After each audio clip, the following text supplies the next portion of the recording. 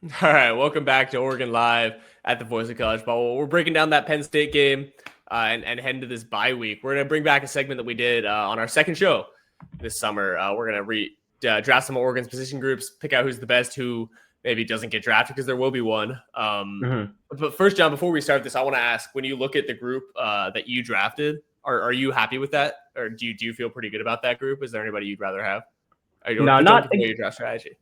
Can't say I'm exactly thrilled. I went back and watched our little segment that we did. So just to recap, Owen took the defensive line with the first overall pick, and then I went with the running backs based largely around the fact that I talked a lot about how much I trusted Mekhi Hughes to be that RB1 in this group. Didn't travel last weekend, so we'll see how that goes. But some of these other picks, I took the tight ends. I think that's a group I really like. Just to recap last time, Owen went defensive line. I went with the running backs. Then Owen went to the offensive line. I went with the linebackers. Owen went back to the safeties with Dylan Thieneman. I took the tight ends and Kenyon Sadiq. Then he grabbed Dante Moore in the quarterbacks, and I took the cornerback room, leaving the receivers undrafted. So you just took two groups on offense, two groups on defense. And we're going to run it back here because now, this was a lot of projection in August, a lot of I took the cornerbacks and talked the whole time about Darren Johnson and Jaleel Florence, and not that much about Ifeoma Badegwu. Or definitely not about Brandon Finney and how good he has been this season. So now we have a month's worth of results on the field this season. You figured this is a good break point here at the bye week. Kind of go back to this and see how our thoughts have changed on some of these groups, on some of the talent pool that this Oregon team has, after a month of results on the field. So yeah, we'll go ahead and get into it here. Yeah, we're gonna let you pick first because I picked first last time. Okay, so if I got the first pick this time, last time Owen went with defensive line. I took the running backs in my first pick, but I'm actually gonna go sneaky little move here. Owen's the last pick last time. He snagged Dante Moore in the quarterbacks. This was a time where we were talking about a position battle between Dante Moore and Austin Novosad. It wasn't really something that was really happening, but out of the program at the time, they were that was the word that, these guys, they weren't announcing a starter. This was a competition. Dante Moore he's the Heisman favorite for a reason at this point. He looks like one of the best quarterbacks in the country. It's quarterback. It's hard not to take that with the first overall pick here. He has been so phenomenal for this team, setting up everything on this offense, and turning into one of the most, explosive units in the country with some of the stuff he can do attacking downfield, but so just efficient in terms of the way he moves the ball. And so I got to go with Dante Moore in this quarterback room because even after that, Austin Novosad, we do think is a solid backup quarterback. And you said it in the last time we did this, but Luke Boga's legs, they still are there. They still stand out. So we'll go. This is my first pick. Of course, Dante Moore is a great player, but I think it really elevates to first overall when you look at how deep that room is. Quarterbacks, you're drafting the first guy. You're taking Dante Moore here, but that's a bonus for you. Absolutely. I was wondering if these were going to go first or overall. You took them first overall last time. I'm going to go with the running backs. I think this is the deepest position group on the team. I think it's also got the highest ceiling, probably the highest floor. I think. Yeah, most explosive. You've got a ton of variety in terms of what you can do with these guys. There are guys that you trust to get goal line carries. Jordan Davison, Noah Whittington, guys who look like all around guys. Jaden Lamar looks really strong. Explosive players. De'Aaron Hill is a gadget. He can line up at wide receiver. He can take screen plays like we saw him take for the touchdown against Penn State. Dante Moore is probably better individually. He's probably more valuable than any one of these players, but that's only because there's so many of them. And Oregon honestly would be the force it is with any of them at running back. Yeah, you just look at top to bottom depth at this position. It's not necessarily that it's a different argument than the one I made for this group in August of Mekhi Hughes at the top of this room leading it. It's a group where you got 7 guys who have literally all 7 guys have touches this season, have seen playing time this season. DeJuan Riggs and Mekhi Hughes and Jay Harris more later in games, but you've got a legit 4 or 5 man rotation here at the top of this running back room. All guys who provide you different things, different versatile looks. Like you said, Jordan Davison can do his power thing, De'Aaron Hill with the speed, Jalen Lamar as a blocker, Noah Whittington's explosive. You got all sorts of stuff with this running back room, and it's a versatile group, a lot of depth in it. I like this pick here for you. Thanks. All right, so back to me. I got to go back to where Owen started this thing back in August. Back to the defensive line for my next pick. If I'm looking on the defensive side of the ball out of group, that's the one instantly that stands out. That's why I talked about them as my first thing. My first exclamation point from this Penn State game. What Tatum Tuioti and Mateo Uiagalelei have done off the edge this year, really impressive. And the basis for taking them first with the first pick in August was because you have returning production in those two guys off the edge who both started for this team as sophomores. And so far they've taken their games to another level. And they're, as you expect as juniors, Mateo's playing even better against the run. Tatum continues to be a strong run defender, but is developing as a pass rusher even more with that bull rush. And then on the inside, Amari Washington, we knew was going to be a beast. We saw the numbers on Bruce Feldman's Freaks list over the summer, but it's been inconsistent at times this season, but it's flashed. It has really flashed, really flashed at times, just how explosive and how much of a difference maker and a playmaker he can be from on the interior of the defensive line. And then Bear Alexander really stepped up this year over the last couple of weeks. And then even the depth that you have behind these guys. Tion Gray has really improved, I felt, since he kind of took a back step to Bear Alexander, playing a little bit smaller role, less snap count, but I felt his play on the field when he is out there has been a lot better recently. Tion Gray, and then even Aiden Breland coming in on these sub packages as a pass rusher. Just crazy depth on this defensive line, and one of the best units on this team, but one of the best defensive line units in the country, though.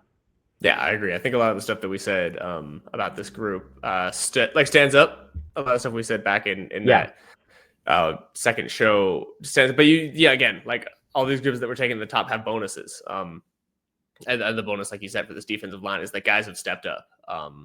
We talked about how important it is for these guys to work together and how important it is for guys to win off Amari Washington and off Mateo. I think that's happened. And that's what, elevates you from elite. And you can say, hey, this is a defensive line that has one star guy who can really go win. And you can get him to go win, maybe against a double team, maybe one-on-one with a really great left tackle. That's not what teams are concerned about. Yes, they're concerned about Mateo, but they're concerned about double teaming Mateo because there are so many other fantastic guys on this team that work so well off of him. I think that's a good spot to go. All right, back to you, Owen. Where you went with the running backs with your first pick. Where are we going? You got one more offensive group, and then you got two on the defense. I'm struggling here, man, because there's a bunch that I'm bouncing between. It's a testament to how strong this team is, and because I feel like there are 4 or 5 groups that I could really take with this second spot. I'm gonna go. Mm-hmm. I'm gonna go strategically because there's other position groups I want to draft. I'm gonna take the corners. Okay. I think. I'm taking them not only because they've been shut down, but because I've been so impressed by their growth so quickly. I'm investing. I believe these guys are going to be really good. Oregon has them for 3 more years. Most of these guys. I'm impressed. I'm taking them because I think as good as they are now, that they might not be more talented than the offensive line or some of these linebackers or tight ends, but I think that. I'm taking because they're good. They're going to be great. Yeah, I mean, these guys are going to be back next year, and they're going to be even better. So I'm very excited about where this cornerback room is at. We talked about it before the season, just the types of athletes that were brought into this team. You got big, long, fast guys on the outside, and it showed up this season in the way that these guys were able to cover. They've been able to do more things with their coverages. In terms of going to zone a little bit more because they got guys with good instincts. And then you got guys that you could tell on Saturday that they were not scared of Penn State's receivers because they were, every time it was 3rd and long, press man on the outside, and Oregon's cornerbacks are winning most of the time. So for my next pick, I got quarterbacks with my first pick, defensive line with my second pick. We're going to go back to the offensive side of the ball. And actually my third pick from last time, same group here. We're going to go with the tight ends because I took them last time based on what Kenyon Sadiq is as kind of like the number 1 guy in this room. Because similar to where I was thinking with Mekhi Hughes and the running backs is, it's the position group where most of the time you got one guy in the field, and if that guy is a big impact guy, that makes more of a difference. But we've seen this season Oregon run a ton of 12 personnel, 13 personnel, all sorts of looks with the tight ends, and Kenyon Sadiq has been a huge part of that because you can put him out a receiver, you can put him in the slot, you can put him in line, and you can put him in the backfield even. And and teams never know what kind of formation you're going to get into, what kind of look you're going to get into when you're in the huddle, when they see your personnel, because you have no idea where Siddiq's going to line up, because he can do all these things. But at the same time, Jamari Johnson's been awesome for this team this year, and I don't think that's gotten enough attention, just how much of a difference maker he's been as a blocker. He's been kind of that inline tight end on the line more than Siddiq, but it's because he's big. He's like 6'6", 250, 255, and it showed up on tape. And it showed up on, even on plays where he has gotten the ball in his hands, like that shovel pass from Dante Moore for the touchdown in overtime, where nothing is really there. Dave Iuli's block kind of gets blown up when he's trying to pull, but Johnson kind of spins and just uses his big body, keeps fighting his way into the end zone for that touchdown. So really, really impressive. And as a blocker, what he's done, especially some of the, we've seen the highlights of Siddiq, but Johnson has had some highlights just like that as well. So I really like these tight ends. I think Roger Saliapaga will continue to get on the field more, throughout this season. Zach Grace, even though me and Eric Scopel, my coworker at Duck Territory, have been asking for Zach Grace to get listed as a fullback on the roster, because we know he's actually a fullback. But if we're going to call him a tight end, I'll take him in this group too as well. So I really like what the tight ends do for this team, because they give so much versatility to this offense, especially Kenyon Siddiq. Yeah, I mean, absolutely. I think the big thing to look at with these tight ends is that they're you look at these top 2 or 3 guys, and you can't really understand what they're going to be on any given play, because their skill set is so wide. Or Oregon gets athletes at tight end, not hey, this guy is a blocker, he's going to be a blocker. If he needs to get the ball in his hands, he can, but we're gonna avoid that if we can. I think Oregon feels really confident with these guys as blockers anywhere, downfield, inline, and also with the ball in their hands. They're all dangerous weapons anywhere on the field, whatever they're doing. So versatile. Same reason I like the running backs. All right, back to you. You got the running backs and you got the cornerbacks. We are still looking at the receivers, the safeties, the offensive line, and is that the 3 the linebackers, we have on the board? And the linebackers, yes. And you need one on each side of the ball right now. Yeah.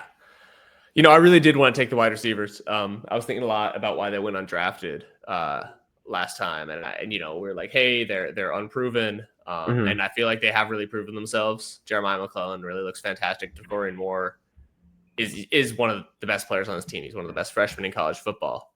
But I want to take the offensive line, just because how well this group operated in Penn State when they're on the silent count the whole game. It's the right guard tapping the center. They're they don't allow a sack. They even when Dante Moore is moving around so much, he has the time in the pocket to make these plays. There are plays where some of the mistakes I thought he made was maybe he held it too long, and that's not something you get when you're playing a team like Penn State.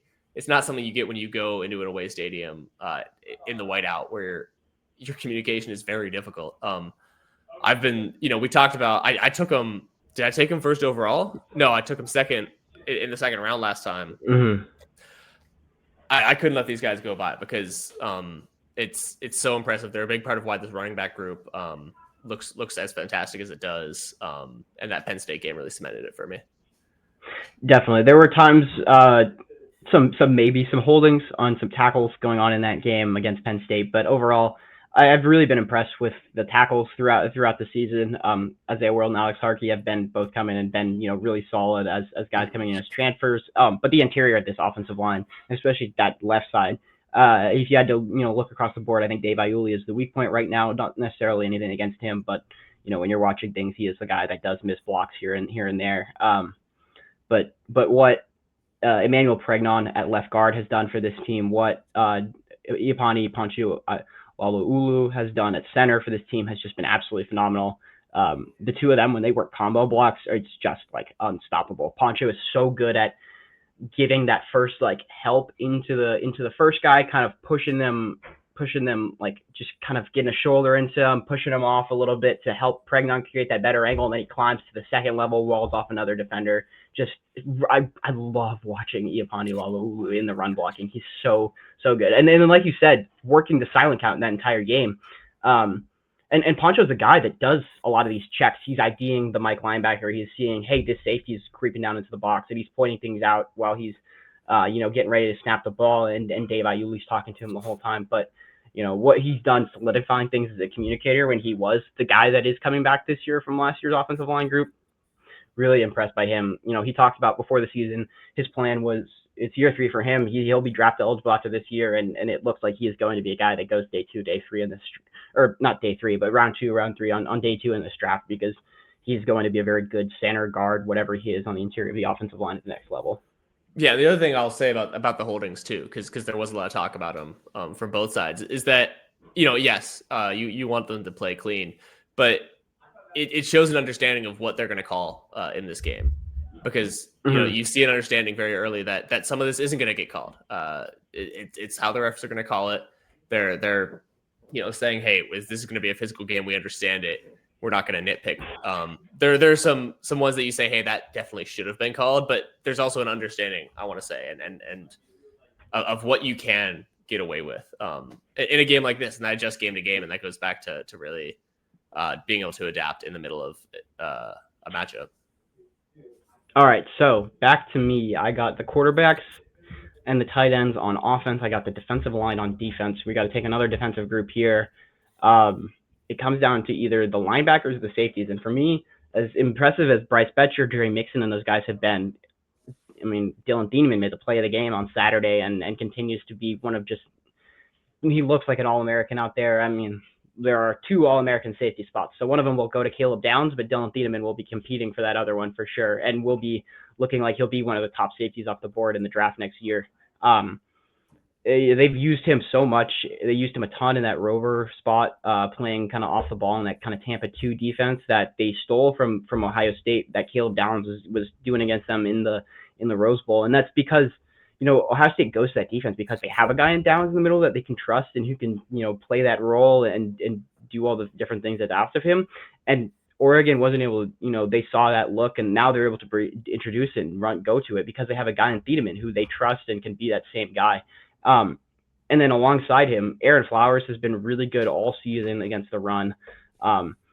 He comes like these are the things I was saying all summer. He comes downhill really hard, and is really good. At being able to play the run from a high safety spot. I've been really impressed by that, and that's what I was saying all summer with him. When the lead up to the season, I was like, I think you put him next to Thieneman. I think he could be that guy, that strong safety, where he can come downhill, because we saw it from him in the spring game. In the last couple of years, he's made tackles and been very impactful during those games. So, and then the other guy too, Jaden Kennedy. If we're going to include him with the safeties, we didn't necessarily mention him with the corner, so I'll take him with the safeties. I think it's more of I consider Oregon's star position to be more of a safety anyways than a corner, because Jaden Kennedy's asked to move all over the place. He played when Thieneman goes to the box or playing in the rover spot, then it's Kennedy up top playing a deep safety spot, and he can do that because he played corner and he played safety and he played all these positions at Tulane and at Ole Miss before he ended up at Oregon out of the transfer portal. So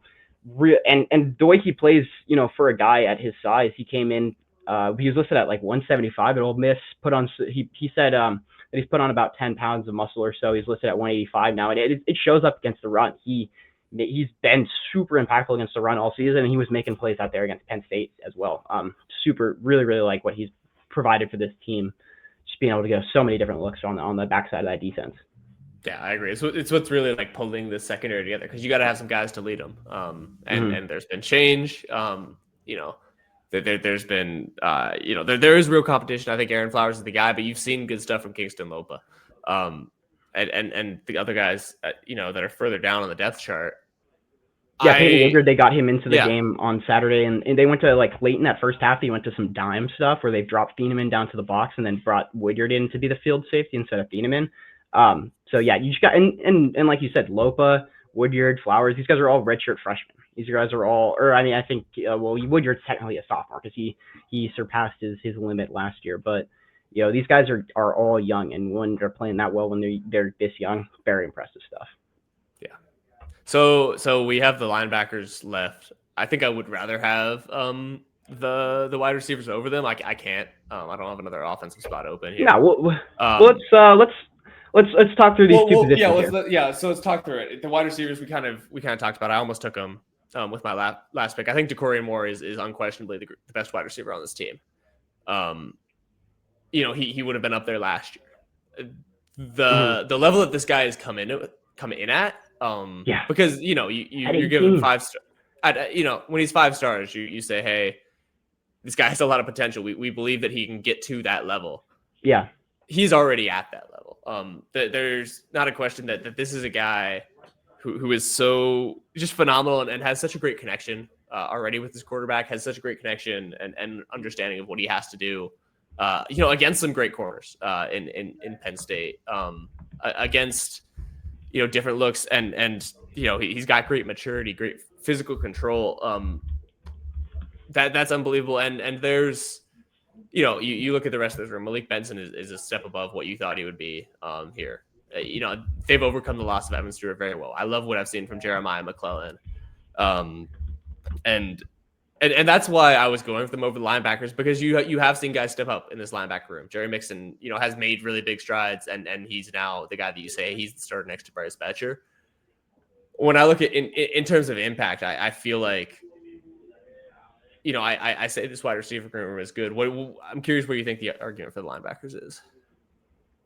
Yeah, if I were to pick between these two groups, I think I'd go the receivers or the linebackers as well. Bryce Betcher's been good this year. I think he was a little bit. I think he was a little bit better last year. There's been plays at times where he's like out of position or things like that. There was one on Saturday where he met, I think it was Katron Allen right in the hole, like a yard behind the line of scrimmage, and still got bowled over for a first down. But overall, Bryce Betcher comes out of these games 10, 11, I think he had 12 tackles in that Penn State game.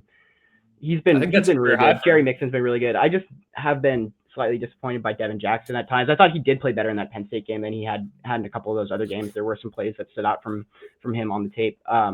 But Blake Purchase, another guy who got a lot of run in that Penn State game and played more off the ball linebacker than he has all season. So, but these receivers from a group that we left them undrafted again, kind of. I'll we'll let you take the receivers here instead of linebackers. We'll just we can make our own. We're making our own rules for this draft, but yeah, these receivers have been really impressive. We left them off of our list in August because we just didn't know. We didn't know after Evan Stewart's injury. We didn't know how things would shake out. But Gary Bryant, I think, is a guy that a lot of people forgot how good he is because he did miss most of last season.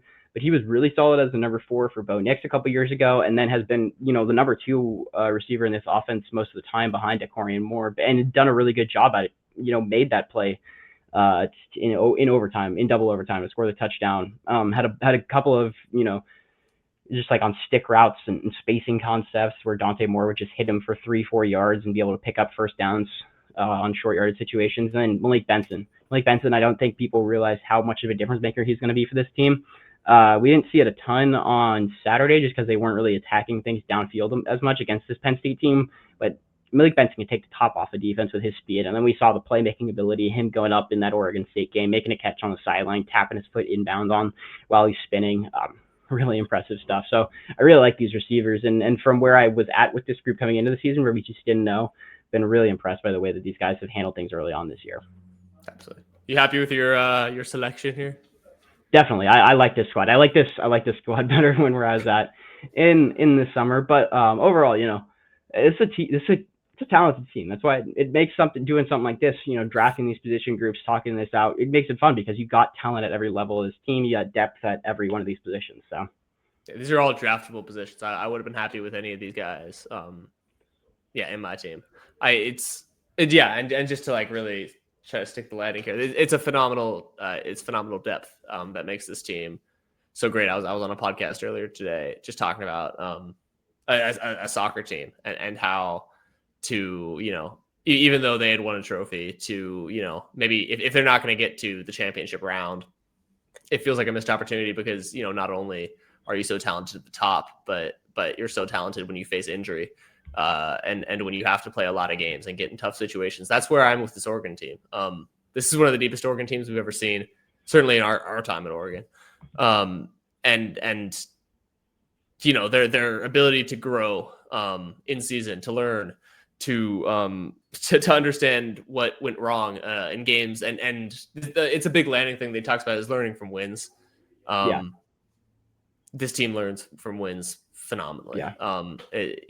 This is, I mean, I'm sure we can say it now. This is a team we expect to compete for a national championship. That we believe has the ability to win any game it needs to get there. And that has playmakers at every level. Definitely.